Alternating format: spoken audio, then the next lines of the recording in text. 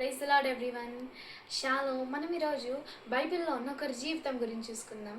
మనము జెనసిస్ 16 చాప్టర్లో చూసుకున్నట్టయితే హగర్ జీవితం గురించి ఉంటుంది. ఏమవుతుంది హగర్ జీవితంలో? హగరు గర్భవతి అయి ఉంటుంది.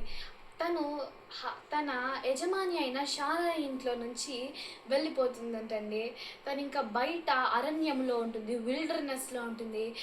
నాకు ఆధారం లేదు, హోప్ లేదు అనుకొని ఆ విల్డర్నెస్లో తిరుగుతుంటుందండి. తనకు దాహం వేస్తుంటుంది. ఇంకా నేను చనిపోతాను అనుకున్న సమయంలో తనకు దేవుని దూత ప్రత్యక్షమవుతుంది. దేవుని దూత హగర్తో మాట్లాడుతుంది, తనకు మార్గం చూపిస్తుంది. నువ్వు నీ యజమానురాలైన శారా ఇంటికి వెళ్ళు అని చెప్తుంది. ఆ అరణ్యంలో నీటి బుగ్గను సృష్టిస్తుంది. హగరు నా జీవితంలో ఇంకా ఆధారం లేదు అనుకున్నప్పుడు దేవుని దూత వచ్చి, దేవుడు తన దూతను పంపించి హగరును ఆదుకుంటాడు. హగరు ఏమంటుందంటే జెనసిస్ చాప్టర్ 16:13 వర్స్లో చూసుకున్నట్టయితే, చూచుచున్న దేవుడవు నీవు అను పేరు తనతో మాట్లాడిన యెహోవాకు పెట్టెను. తను దేవుణ్ణి యెహోవాను నన్ను చూచుచున్న దేవుడు అని పేరు పెడుతుంది. ఓ యోరెల్ రోయి అంటుంది మన దేవుణ్ణి కదండి.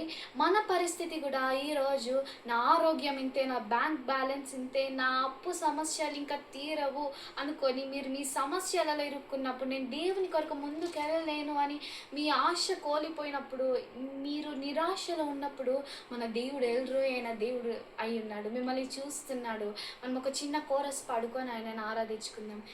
ఎల్రోయివై నీవు నన్ను చూడగా, నీ దర్శనమే నా బలమాయను. ఎల్రోయివై నీవు నన్ను చేరగా, నీ దర్శనమే నాకు బలమాయను.